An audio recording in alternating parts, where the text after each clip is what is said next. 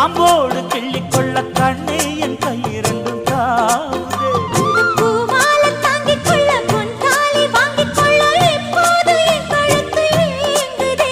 உன்னை அங்கங்கே தொட்டுக்கொள்ள அச்சாரம் இட்டுக்கொள்ள எப்போதும் இந்த உள்ளம் ஏங்குதே. அட மச்சானே இன்னும் என்ன பேச்சு? அடி மாங்கல்யம் செய்ய சொல்ல